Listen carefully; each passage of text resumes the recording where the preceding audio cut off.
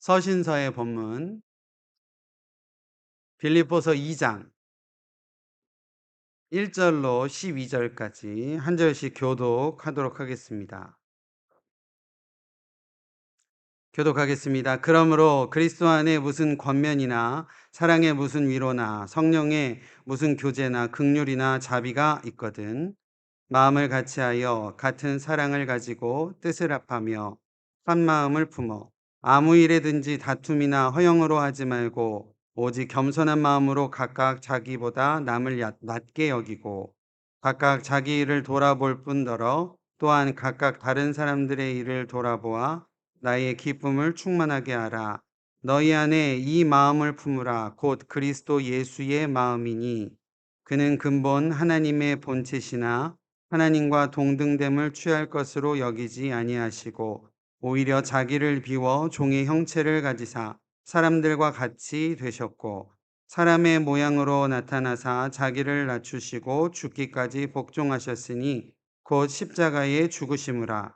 그러므로 하나님이 그를 지극히 높여 모든 이름 위에 뛰어난 이름을 주사 하늘에 있는 자들과 땅에 있는 자들과 땅 아래에 있는 자들로 모든 무릎을 예수의 이름에 꿇게 하시고 모든 입으로 예수 그리스도를 주라 시인하여 하나님 아버지께 영광을 돌리게 하셨느니라. 그러므로 나의 사랑하는 자들아 너희가 나 있을 때뿐 아니라 더욱 지금이나 없을 때에도 항상 복종하여 두렵고 떨림으로 너희 구원을 이루라. 아멘.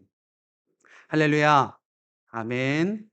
주일 예배 나오신 여러분들을 주님의 이름으로 환영합니다. 계속적으로 말씀드리지만 오순절 후 18번째 주일 저희가 오늘 서신서의 말씀 빌립보서 2장 말씀을 가지고 함께 은혜 나눴으면 좋겠습니다. 오늘 제목 한번 따라해 볼까요? 그리스도의 마음을 품으라. 그리스도의 마음을 품으라 라는 제목입니다. 벌써 10월 첫째 주가 됐습니다. 지난주 저희가 미국에서는 그렇게 크게 저희가 지내진 않지만 고국에서는 한가위 명절이었다라고 합니다. 월요일까지 쉰다고 하니까 한국에서는 큰 명절인데요. 어떻게 추석에 가족들과 좀 그래도 귀한 시간 보내셨는지 모르겠습니다. 벌써 10월이네요. 10월 하니까요. 가장 먼저 뭐가 생각났냐면 작년 11월 첫째 주가 저희가 첫 예배 드렸던 때여서 이제 1년이 되는 마지막 달이구나라는 그 마음이 이제 툭 다가오니까요. 우리 성도님들 한 분 한 분 생각하면서 '참 대단하시고 감사하다.'라는 생각이 들었습니다. 우리 옆에 있는 분들하고 좀 이렇게 인사하시죠. 참 대견하시고 대단하시고 감사합니다. 이렇게 서로 좀 인사하도록 하겠습니다. 칭찬합니다. 칭찬합니다. 오늘 그리스도의 마음을 품으라라는 말씀 저희가 같이 나누려고 하는데 이 땅에서 보여주신 그리스도 예수의 모습을 통하여서 우리 성도가 오늘날 가져야 할 마음에 대해서 은혜 같이 나눴으면 좋겠습니다. 지난주 저희가 말씀 잠깐 나눈 대로 빌립보 교회와 사도 바울의 이 관계는 참 귀한 관계가 아니었나라는 생각을 해봐요. 우선은 이 유럽의 첫 관문이었던 빌립보 지역에 사도 바울이 들어가면서 참 많은 사랑을 받았던 지역이 아니었나. 루디아 가정을 통해서도 그렇고 그리고 사도 바울도 그만큼 그 빌립보 교회에 대한 뜨거운 마음과 또 특별히 복음 전함의 뜨거운 마음을 통하여서 그런 귀한 교회의 세워짐의 모습들이 보여졌던 것을 우리가 볼 수 있습니다. 사도 바울이 빌립보에서 옥에 갇히고 또 매를 맞고 이러한 가운데서도 또 믿음의 공동체와 하나 되어 협력할 수 있는 그런 어떤 귀한 모습들이 있었고 또 그 이후에 빌립보 교회는 사도 바울에게 기도뿐만 아니라 물질적으로도 계속적인 후원을 통하여서 그런 끈끈한 관계를 맺어갔던 모습을 우리가 기억을 합니다. 지난 시간 저희가 기억하십니까? 말씀 가운데 1장 25절에 사도 바울은 빌립보 교인들, 이제 옥에 갇힌 상태에서 빌립보 교회의 교인들을 생각하며 그들의 믿음의 진보와 기쁨에 대해서 바라며 권면을 했던 것을 우리가 기억합니다. 그 권면이 뭐였었죠? 그리스도의 복음에 합당한 생활을 하라 라였습니다. 그 그리스도의 복음에 합당한 생활에 대해서 혹시 기억하세요? 한 두 가지 정도 좀 구체적으로 저희가 나눴는데, 첫 번째는 한 마음 한 뜻으로 협력하라, 이러한 말씀이었죠. 그래서 한마디로 말씀드리면 하나됨이었을 거라고 생각을 해요. 교회 안에서의 성도들의 어떤 한 마음 한 뜻으로 하나됨에 대한 우리 사도 바울이 그런 권면을 했다라고 한다면, 두 번째는 대적을 두려워하지 않는 담대함으로 하나님께로부터 난 믿음, 기억하시죠? 그래서 하나님께로부터 난 믿음으로 담대하라 라고 했던 것을 기억을 합니다. 그래서 두 가지 하나됨과 담대함이 그리스도의 복음에 합당한 생활이었음을 우리가 말씀을 나누었습니다. 그 말씀 이후에 2절의 초반절 보면, 오늘 본문의 2절 앞부분을 보면 사도 바울은 빌립보 교인들에게 그리스도를 위한 성도의 삶에 대해서 계속적으로 몇 가지 권면을 해요. 2절 말씀에 보면 마음을 같이 하라, 같은 사랑을 가지고 뜻을 합하여 한 마음을 품으라 라고 하며, 앞서 권면했던 이야기를 좀 더 구체적이고 강하게 권면을 하고 있습니다. 또한 3절 말씀 보면 이기심과 야욕 그리고 허영심을 버려라 라고 이야기하고 있고, 겸손한 마음으로 자기보다 타인을 존중하라 라고 사도 바울은 이야기를 하고 있습니다. 4절 말씀도 보면요, 자기의 실속만을 챙기지 말고 다른 사람들의 이익도 돌봐야 한다 라고 성도들을 권면을 하고 있다라는 겁니다. 아주 사도 바울은요, 구체적이면서 또 명료하고 명확하게 빌립보 교회가 건강하고 주님이 기뻐하시는 교회가 되기 위한 그러한 어떤 권면을 진심을 담아서 전하고 있는 모습이었다라고 할 수 있습니다. 거룩한 교회의 하나됨 그리고 거룩한 일치를 위하여 권면을 하고 있는데, 오늘 이 말씀을 의지하여 저도 우리 위더스 교회 성도님들께 권면을 드리기를 원합니다. 마음을 같이 하시기 바랍니다. 같은 사랑을 가지시고 뜻을 합하시며 그리고 한마음 되시기를 주님의 이름으로 축원드립니다. 또한 온전한 하나됨을 위하여 이기심과 야욕과 허영은 급적 버리시기를 바라며, 겸손하여 자신보다는 타인을 존중하시고 또 각자 본인의 실속, 본인의 이익을 챙기기보다는 서로를 돌보시는 거룩한 귀한 위더스 공동체에 될 수 있기를 주님의 이름으로 내봅니다. 그러한 위더스 교회 될 때에 하나님께서 기뻐하시고 하나님께서 누구보다도 귀하게 쓰시는 저희 위더스 되어질 줄로 믿습니다. 그리고요, 오늘 본문의 5절 말씀에 사도 바울은 이렇게 권면을 하는데요, 너희 안에 그리스도 예수의 마음을 품으라 라고 이야기하고 있습니다. 그렇다라고 한다면 우리가 품어야 할 예수 그리스도의 마음이 무엇일까? 그 이후에 나와 있는 그리스도 찬가라고 하는 이 빌립보서의 내용을 통하여서 같이 은혜 나눴으면 좋겠습니다. 첫 번째는 한번 따라해 볼까요? 자기 버림입니다. 자기 버림. 예수님께서 보여주신 모습에서 우리가 첫 번째로 품어야 할 그리스도의 마음, 그것은 바로 자기 버림. 쉬운 말로 비움입니다. 4절 말씀 같이 한번, 4절이 아니고요. 7절 말씀 한번 같이 읽어볼까요? 7절 같이 읽겠습니다. 시작. 오히려 자기를 비워 종의 형체를 가지사 사람들과 같이 되셨고 라고 하고 있습니다. 이 7절에요, 자기를 비워라고 할 때 이 비우다, 비움 이런 단어가 헬라어 단어로는 케노시스라고 합니다.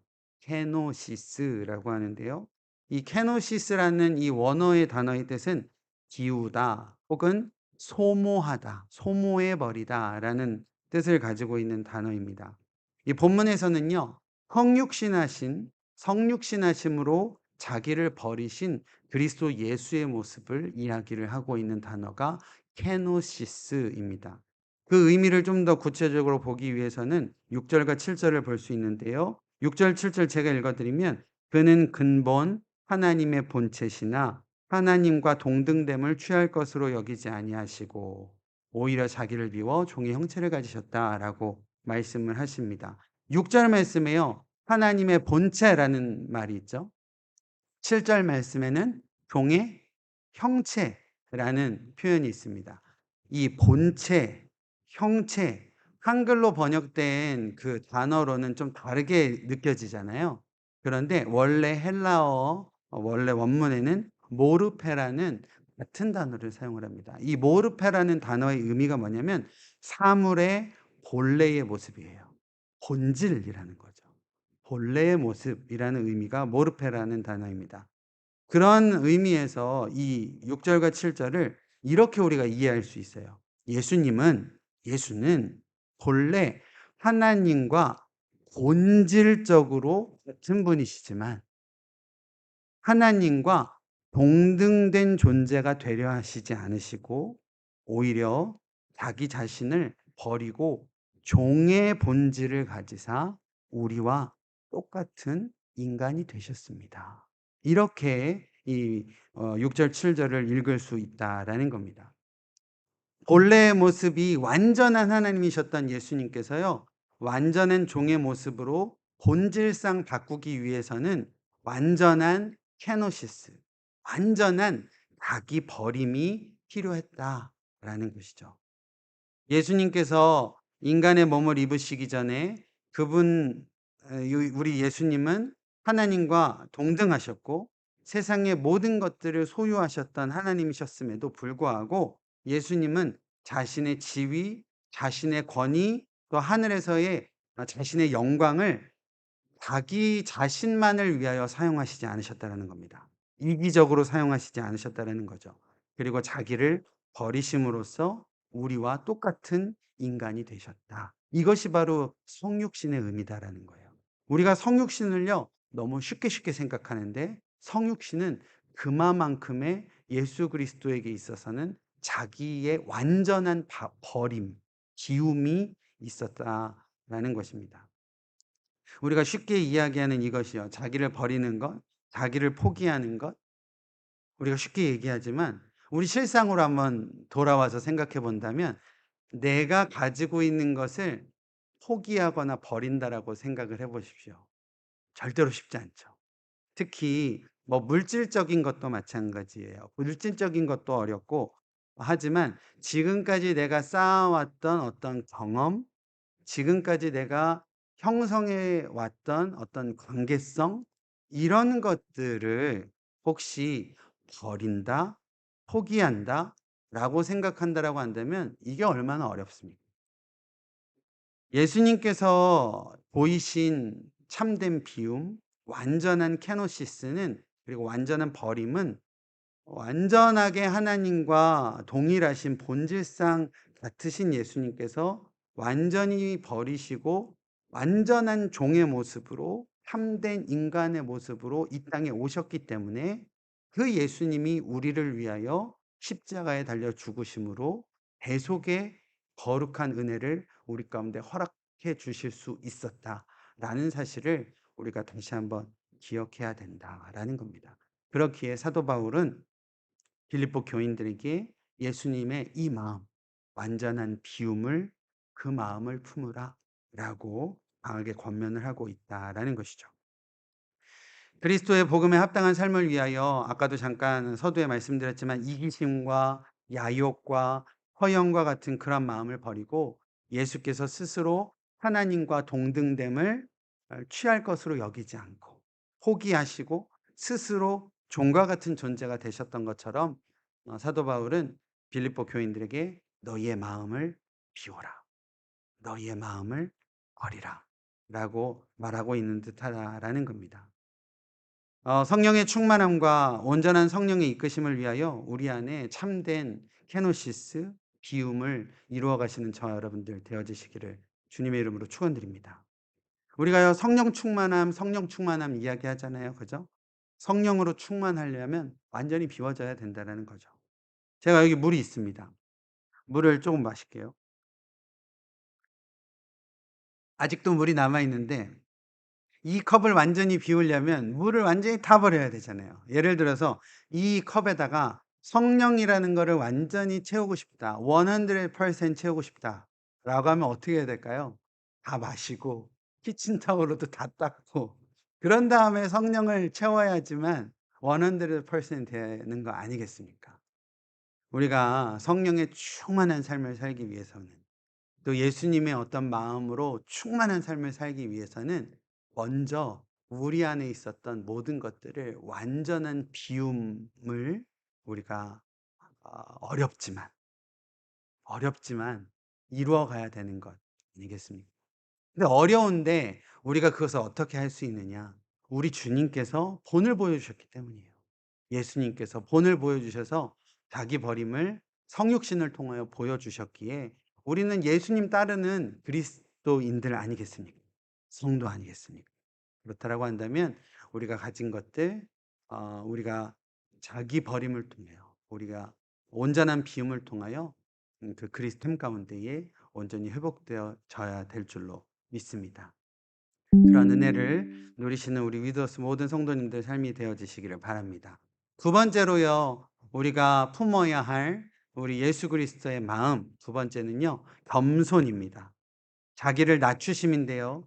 8절 말씀 한번 읽어보면, 주보에 나와 있으니까 한번 같이 읽어보죠. 사람의 모양으로 나타나사 자기를 낮추시고 죽기까지 복종하셨으니, 여기서 앞부분에 보면 사람의 모양으로 나타나사 자기를 낮추셨다라고 하고 있습니다. 그리스도의 겸손은요, 인간의 몸을 입으시고 낮아지심으로부터 우리에게 드러나고 있음을 알 수 있습니다. 가장 영화로우시고 가장 귀하신 분이 가장 낮고 가장 보잘것없는 인간의 몸을 입으셨던 그러한 모습을 우리가 기억합니다. 우리가 예수님의 삶을 한번 보면, 복음서에 나와 있는 예수님의 삶을 보면 예수님의 삶은 겸손으로 시작하여서 겸손으로 끝나셨던 것 아니었나라는 생각해 봐요. 성육신 하셔서 이 땅 가운데 오신 예수님의 모습 자체조차가 겸손이셨지만 어디로 예수님께서 오셨어요? 말구유로 오셨잖아요. 그죠? 가장 비천하고 가장 연약한 존재로 오셨던 모습이었던 것을 볼 수 있습니다. 또한 예수님께서 복음서의 공생의 기간 동안 가르치신 내용들이 거의 대부분 겸손에 대한 내용이 아니었나라는 생각을 해봅니다. 자기를 낮추는 자는 높아지리라 라고 누가복음 14장에 예수님께서 말씀하셨던 기억이 있고요. 또 예수님께서 높이 생각하셨던 사람들은 연약한 자들이요. 그죠? 어, 먼저 된 자가 나중 될 것이다라고 말씀하셨고, 또 어린아이들, 소자, 저 어린 영혼들이 저런 아이들과 같은 사람들이 하나님 나라에 들어갈 수 있는 자들이다라고 얘기하셨고, 예수님의 가르침 자체가 겸손에 대한 가르침이었던 것을 우리가 볼 수 있습니다. 예수님의 기도도 마찬가지였던 것 같아요. 예수님께서 우리들에게 알려주신, 예수님이 가르쳐 주신 주기도문의 내용도 보면, 아버지와 만일 주기도문의 내용도 그렇고 예수님께서 겟세마네 기도에서 아버지께 기도하셨던 그 기도의 내용도 보면 자신의 뜻을 나타내기보다는 하나님의 뜻이 이루어지기를 원하며 예수님께서 기도하고 계셨던 것을 우리가 볼 수 있습니다. 예수님의 마지막 말씀, 우리가 저희 사순절 때 저희가 같이 가상치랑 같이 성경 공부하면서 공부했던 내용 가운데도 아버지여 내 영혼을 아버지 손에 부탁하나이다. 계속적으로 끝까지 예수님의 삶의 마지막까지 자신은 겸손의 모습을 보였던 예수님이었다라는 것이죠. 그런 예수님의 삶을 통하여서 우리가 깨닫게 되는 것은 이렇게 표현을 할 수 있지 않을까 싶습니다. 예수님의 겸손은 하나님을 하나님 되게 하시는 겸손이었다라는 것이죠. 제가 몇 번 성도님들께 얘기 드렸던 표현인 것 같아요. 예수님은요, 겸손함을 통하여서 하나님 아버지를 하나님 되게 하셨다라는 거죠. 그런 의미에서 저와 여러분들도 예수님의 겸손을 닮아 우리의 겸손을 통하여 하나님께 영광이 올려드려지는 그런 귀한 성도로서의 삶을 우리가 살아냈으면 좋겠습니다. 우리가 왜 겸손해야 되겠습니까? 우리가 겸손해야 되는 이유는 우리가 겸손함을 통하여서 하나님이 영광 받으실 수 있다라는 것이죠. 많은 교회들이요, 모든 것은 하나님이 하셨습니다 라는 표현 많이 하시는데, 그 중심의 표현은 참 귀한 표현이죠. 그죠? 모든 것은 하나님이 하셨습니다. 겸손한 표현이고 하긴 하지만 실제적으로 그러한 중심을 가지고 그러한 고백이 우리의 삶 가운데 올려드려져야 되지 않을까라는 생각을 해 봐요. 오히려 그러한 입술로는 그런 고백을 하는데 마음속에서는 그래도 우리가 영광받고 싶은 마음이 쪼금이라고 또 있다라고 한다면 그거는 좀 말과 또 우리 마음속에 있는 어떤 진심과 또 우리의 말의 표현이 쪼금 이렇게 '다름이 있는 것이 아닐까.'라는 생각을 해 본다라는 거죠. 그런 의미에서 우리 안에 예수님과 같은 정말 진정한 겸손의 삶이 우리 가운데 온전히 회복되어져 질 수 있기를 간절히 바라 봅니다. 오직 영광은 하나님께 올려드리는 귀한 은혜가 있어져야 된다라는 거죠. 저희가 다음 주에 이제 창립 예배 드리는데 그 창립 예배도 혹시 우리 안에 제 안에 그리고 제 안에도 '저 아직 살아 있습니다.' 이런 어떤 마음으로 준비했다라고 한다면 저도 좀 회개하려고 하고 우리 성도님들도 그런 마음보다는 그냥 우리가 작은 마음으로 그리고 작은 소중한 마음으로 우리의 인제 신앙의 어떠한 연륜들이 다 있으시지만 우리가 신앙생활 해 오면서 아 이러한 교회 또 말씀이 삶으로 이루어져 가는 소중한 교회 또 각자의 소중한 헌신과 소중한 어떤 마음을 통하여서 아름답게 세워져 가는 교회를 위하여 우리가 기도하며 하나하나 세워져 가는 그 귀한 교회를 하나님께서 이루심에 또 우리 소중한 분들께 인사하고 그러한 내용으로 우리가 소중하게 이 행사를 준비한다라고 한다면 그러한 겸손함이 오직 하나님께만 영광이 되어지는 것이 아닐까라는 생각을 감히 해 본다라는 것입니다. 끝까지 겸손하셨던 예수님의 모습 우리가 기억하여 우리도요 예수님 닮아 끝까지 겸손했으면 좋겠습니다. 네, 겸손함으로 오직 하나님께 영광 올리시는 저와 여러분들 되어 주셨으면 좋겠습니다. 또 세 번째 마지막으로 우리 예수님께서 우리 가운데 보여주신 귀한 마음 우리가 어떠한 예수 그리스도의 마음을 품어야 되는가. 세 번째는요 순종입니다. 순종. 아까 8절 우리 후반절까지도 읽긴 했는데 8절 후반절 보면 "죽기까지 복종하셨으니 곧 십자가에 죽으심이라."라고 말씀을 하십니다. 예수님께서요. 하나님께서 허락하신 사명 그 사명을 예수님께서 완성하시는데 완성해 가시는데 그 완성의 끝은 십자가에 죽기까지 순종하셨다라는 것이죠. 우리가요 구약의 인물 가운데 사울과 바울 죄송합니다. 사울과 바울은 이상하네요. 사울과 다윗을 많이 비교합니다. 많이 비교하죠. 그죠? 사울 하면 사울은 불순종의 대표적인 인물로 다윗은 순종의 대표적인 인물로 저희가 많이 비교하면서 봅니다. 사실 다윗도요 인간적인 면모를 보면 참 부족함이 많았던 인물 아니겠습니까? 그죠? 우리아의 아내 바세바를 범하고 또 우리아를 전쟁터에 나가서 죽게 하는 모습도 보게 되고 참 인간적인 부분에 있어서는 참 연약해요. 그죠? 그런 모습들이 참 많음에도 불구하고 우리는 다윗 하면 하나님 마음에 합한 자라고 이야기하고 또 순종의 사람이라고 기억을 합니다. 또 반대로 사울은 불순종의 사람이라고 생각을 하죠. 특별히 사울 왕은 자신의 뜻대로 모든 것들을 결정하는 대표적인 인물이 아니었었을까라는 생각해 봅니다. 하나님께서 "하나님 나라를 막아서는 세력을 남김없이 제거하라."라고 분명히 명령하셨음에도 불구하고 불순종하였던 사울이었고요. 사울 왕이었고요.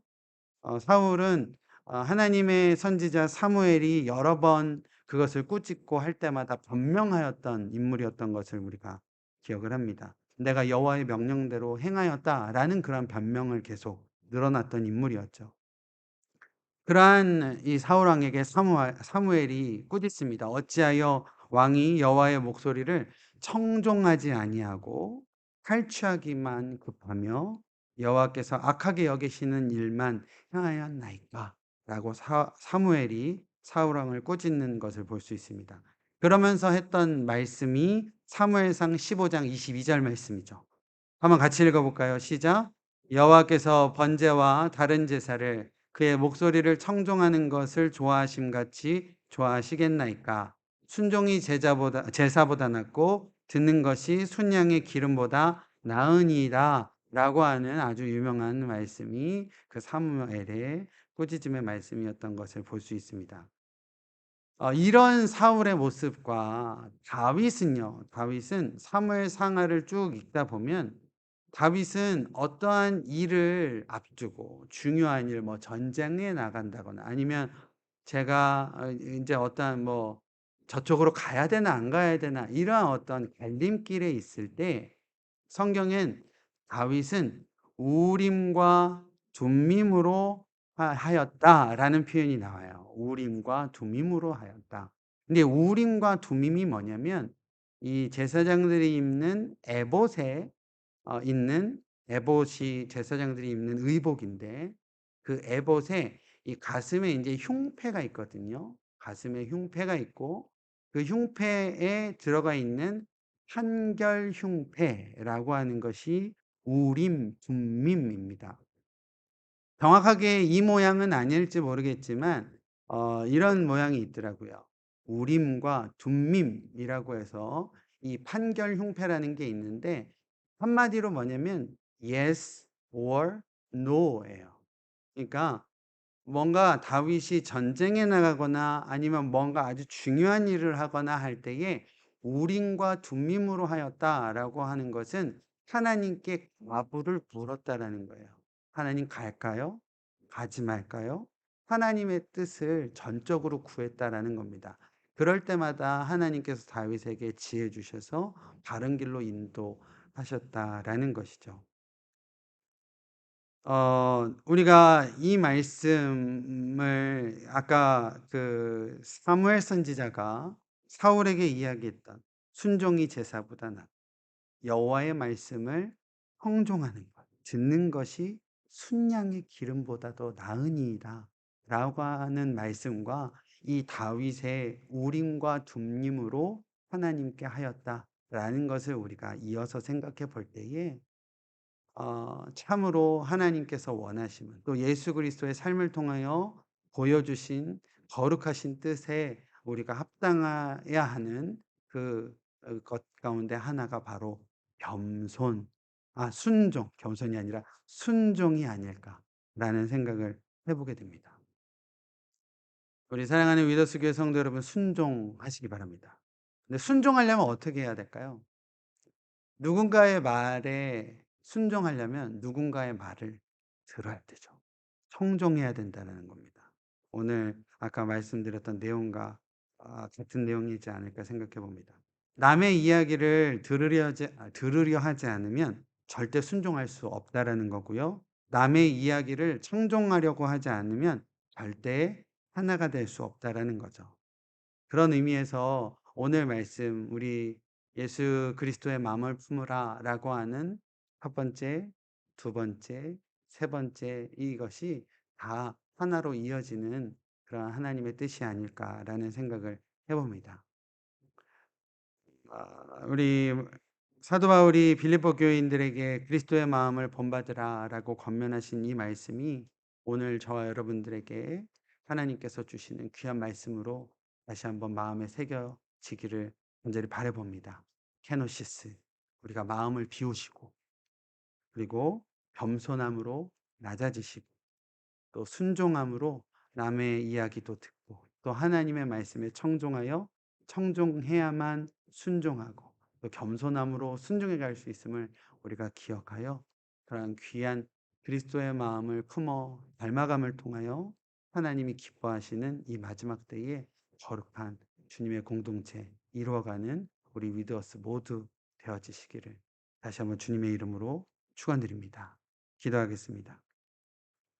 거룩하고 선하신 하나님, 선한 것 하나 없는 우리를 주님의 거룩으로 이끄신 주님을 찬양합니다.